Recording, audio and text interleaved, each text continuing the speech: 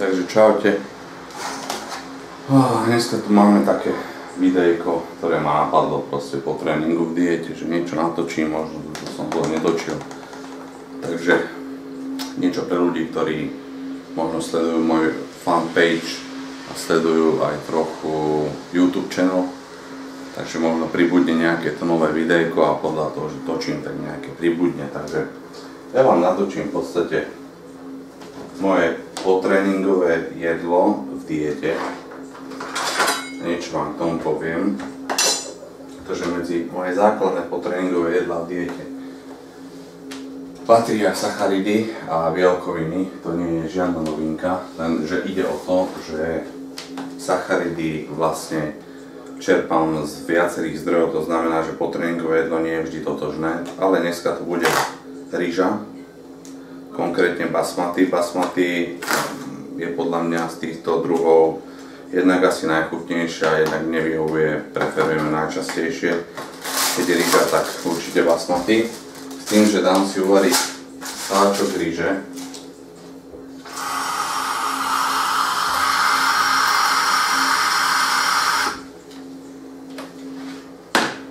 Sáčok ríže, ale nebude celý, to znamená, že nebude 100 g sacharidov, ale len 50, čiže pol sáčku ríže. Výhodou týchto druhov je možno aj tá, že sa nemusia variť dlho, ako napríklad hnedá ryža. To som na nej neznášal, že sa musí variť proste hodiny. Respektíve hodinu, čo mne moc vadilo, keďže tá pravá hnedá sa varí veľmi dlho a druhá vec je, sú celozrné a ani nie je taká chutná, takže preto basmati. Samozrejme, najdôležitejšou časťou každého kulturistu je mäso. V tejto fáze diety preferujem len kuracie, pretože hovädzie mne osobne moc nechutí a hovädzie stejky ani neviem robiť. To znamená, že viac ako 80% hovädzieho mäsa skončí tak, že je z toho žuvačka nepojediteľná, takže práve preto ja skôr preferujem druh mäsa, ktorý sa opravuje čo najľahším spôsobom, a to je práve kuracina. Tá je z tohto hľadiska úplne najľahšia a na porciu si dáme nejakých 200-250 g kuracích prs.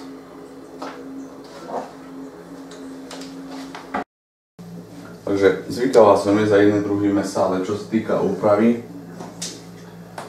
je kuracie najľahšie, netrvá to ani dlho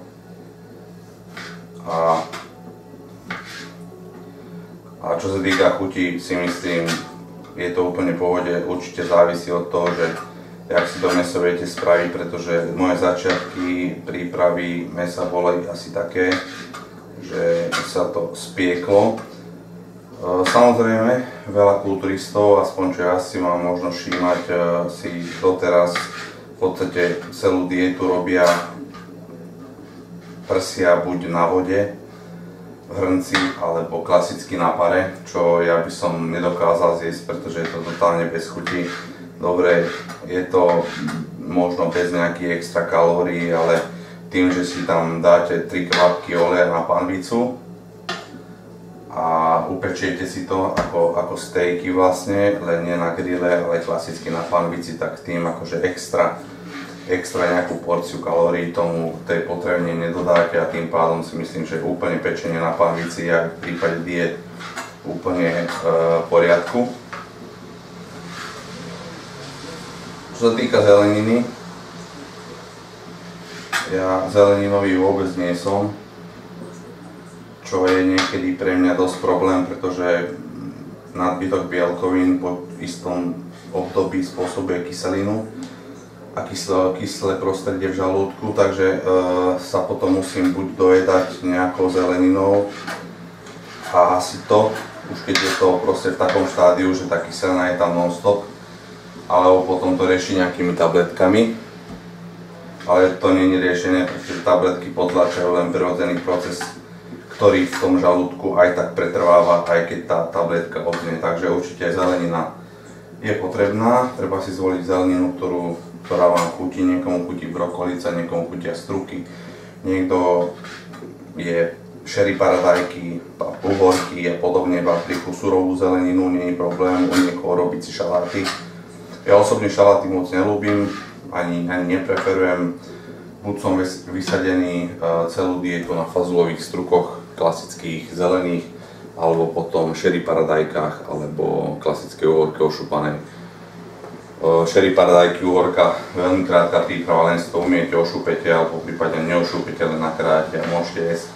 Takže si myslím, že z tohto hľadiska zelenina úplne vykrytá a je tam dostatočne veľa kyseliny listovej, ktorá vám to kyslé prostredie potláča, vyrovná vlastne to pH v žalúdku.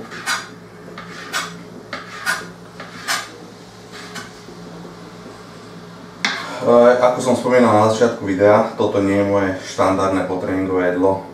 Väčšinu diety alebo v podstate celú dietu som jedával v podstate vajcia, vaječné bielka, pretože ja osobne si myslím, že vaječné bielka sú najhodnotnejší zdroj bielkoviny, aký môžete ľudu dodať, či už ide o celé vajce alebo vaječné bielka. Proste vajcia sú úplne, že z biologickej hodnoty úplne maximum, čo sa týka využiteľnosti v ľudskom organizme. Takže si myslím, že z tohto hľadiska som práve preto zaraďoval ja bielka s vločkami. Ale po istej dobe vám aj to prestáva chutiť, alebo respektíve chcete si doprieť aj niečo iné. Tým pádom volím napríklad túto variantu, že kuracie prsia, klasicky z rýžou, s nejakou zeleninou a závisí potom už od množstva sacharidov. Koľko mám na deň sacharidov, tak toľko si vlastne dám rýže. Čo sa týka cestovín, vôbec nezaraďujem do diety, keď by sa na to niekto pýtal. Cestoviny si myslím, že nie sú už raw potravinou. To znamená, že už prešli nejakým tým chemickým, nechemickým, ale potravinárskym spracovaním, čiže to nie je úplne raw potravina ako napríklad rýža. Takže z tohto hľadiska si myslím, že cestoviny nemajú čo hľadať v diete.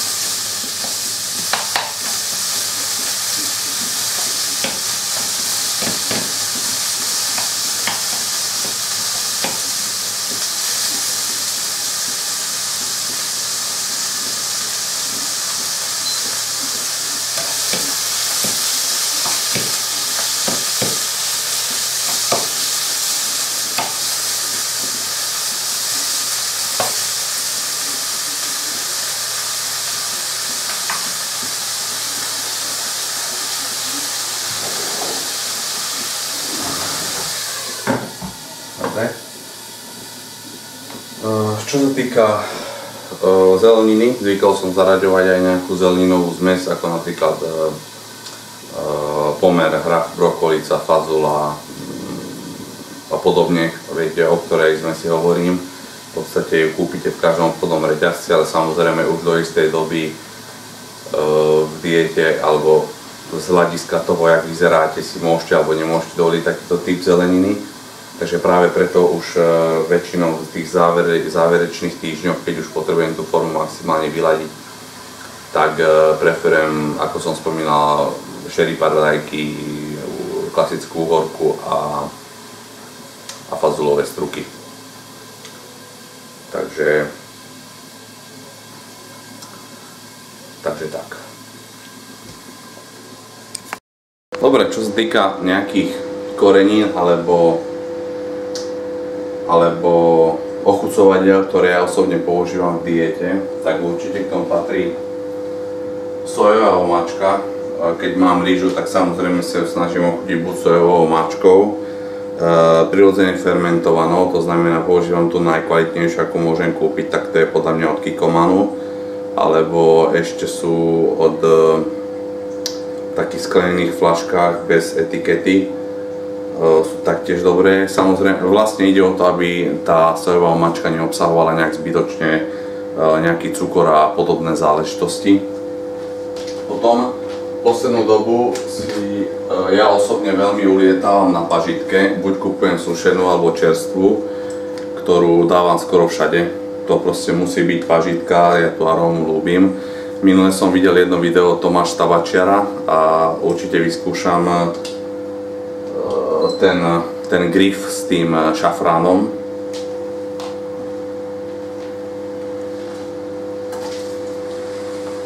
Som určite zvedavý, jak to môže chutiť. Čo sa týka soli, solím ja dosť. Pre mňa sú ten posledný týždeň bez soli, ktorý musím tráviť v podstate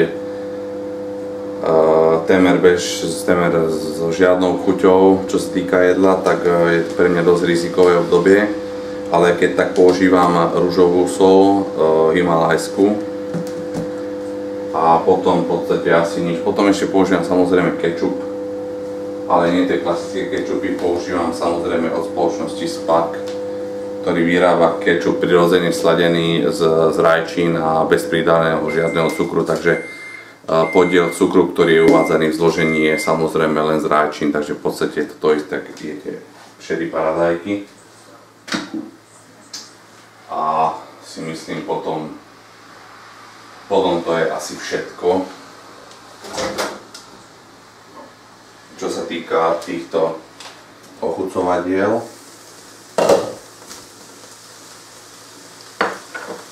A čo sa týka dochucovania jedla, ja jedlo vždy dochucujem až v závere. To znamená, že nikdy nesolím ani nekorením, ani nic z tohto nerobím na začiatku varenia alebo počas. Takmer vždy to robím skoro na konci.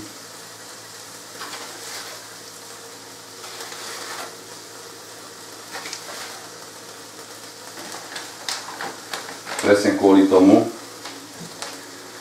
aby som to s chuťou a solou a jednotlivými koreňami nepreháňal, keďže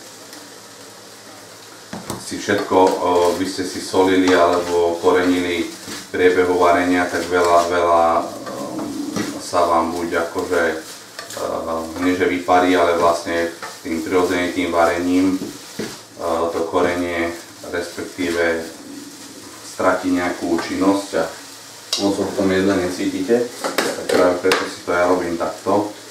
A samozrejme, čo som zabudol povedať, používam aj červenú papriku, ktorú si dávam ale väčšinou iba k mäsu.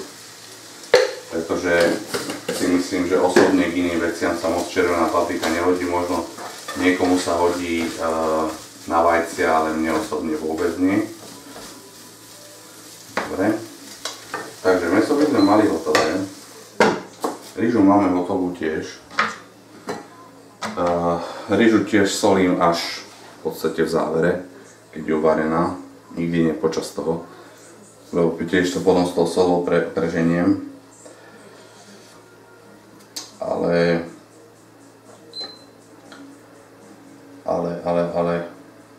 Ale nič. Takže, dobre, toto je to, čo sa týka vlastne jedla môjho potréningového. Dneska je 18. októbra, takže toto je dneskajšie potréningové jedlo. Čo sa týka doplnkov, hojne využívam od spoločnosti Jim Beam, ktorá ma vlastne aj sponzoruje. Od nich používam v podstate veškeré doplnky výživy, ktoré majú k dispozícii a zásobujú ma nimi, takže pripravíme si nejaké tie suplementy k tomuto jedlu, takže bude to kyselina linolová, celáčko klasické. Štandardne sa riadím dávkovaním, ktoré uvádza výrobca na etiketách, nepreháňam to s ním, takže Takže dáme si 2 tablety CLAčka, potom dáme omega 3, keďže moc ryby nejem, nie tie tučné, keď jem ryby, tak väčšinou tresku alebo tilapiu a tá veľa nejak omega 3 mastných kyselín nemá. A samozrejme si myslím, že losos môže byť v tej diete vhodný, ale nie pravidelne a nie určite nie na dennodennom tanieri. Potom využívam aj Arthroplus na klby, výživa klbového aparátu a kostí jedno s druhým, ale svoju dávku som si už splnil. Potom k tomuto jedlu si ešte dáme Vitality Complex, čo je vlastne zmes minerálov a vitamínov. Výrobca oddáva 2 tablety denne, ja dávam 4. Keďže viem, že moje telo veľmi rýchlo stráca vitamíny a minerály a vzniká elektrolytová nerovnováha, preto kvôli tomu mávam dosť často krče, takže tých vitamínov a minerálov ja musím pojesť oveľa viacej ako štandardne bežní atleti. Potom tu máme ešte vitamín D3 s obsahom 5000 jednotiek D vitamínu. Dávam si 2 D denne, čiže 10 000 jednotiek. Potom chróm, ktorý riadi vlastne a reguluje cukor v krvi. Ten sa mi už práve minul. Potom tu máme draslík o spoločnosti Jamieson, zatiaľ Jim Beam nemá vlastný draslík, takže musíme sa uspokojiť Jamiesonom. 50 mg. Potom si dáme niečo na trávenie, Jamieson taktiež, tráviace enzymy prírodného charakteru, žiadne lieky, lebo mám skúsenosti aj s týmito, ako je Pangrol a podobné záležitosti, ale to mne nejak po istej dobe to síce pomáha, ale potom to stráca nejak na účinnosti a si myslím, že využívať lieky, ktoré boli vyvinuté práve pre ľudí, ktorí majú problém s trávením a ja ich pojedám vlastne kvôli tráveniu, ale mám tráviaci systém zdravý, nie je moc vhodné riešenie. A samozrejme C vitamín, C 500 mg. Dokopy C dávam okolo v diete počas štandardných dní v zimných mesiacoch, ako sú napríklad teraz, tak dávam od tých 2 až do 3 gramov C vitamínu denne, keďže sa snažím vyhýbať sa nejakým prechladnutiam, tak to C vám dosť pomáha, keďže je to aj silný antioxidant, samozrejme to s ním netreba preháňať. V prípade letných mesiacov toho C dáva menej, okolo 1500 až 1001 g a v závere prípravy, keď sa potrebujeme zbaviť vody, tak to C opäť narastá. Takže toto je asi, čo sa týka suplementácie, k tomuto jedlu asi všetko. A tak. Dobre. Keď sa vám toto video ľúbi a chceli by ste nejaké ďalšie videá takéhoto charakteru, samozrejme aj tréningové sa budem snažiť natočiť, ale viete, so statívom točiť tréningové videá, ono to nie je moc pozerateľné, ale niečo vyskúšame, uvidíme. Takže keby ste chceli viac takýchto videí, čo sa týka kuchyne alebo všeobecne na nejakú tému, by vás niečo napadlo, kľudne píšte na kanál YouTube channel alebo Facebook fanpage alebo na mail igorileš@gmail.com alebo samozrejme na moju oficiálnu stránku igorileš.com, kde môžete napísať nejaké dotazy, ktoré vás zaujímajú a ja sa vám budem snažiť odpovedať v krátkom čase. Samozrejme snažte sa rešpektovať aj to, že som vyťažený človek a jedna vec, že som aj v diete, takže toho času nie je veľa. Mám aj svoj osobný život a súkromný život, ktorý chcem mať taktiež, aj si oddychnúť s rodinou a podobne. Takže budem rád, ak sa budete snažiť rešpektovať aj tieto okolnosti. A v prípade, že sa ten čas nájde, veľmi rád vám odpoviem alebo natočím videá, ktoré by vás zaujímali. Takže Igorileš, gymbeam.sk, Particle Peptids sa s vami lúčia. Čaute.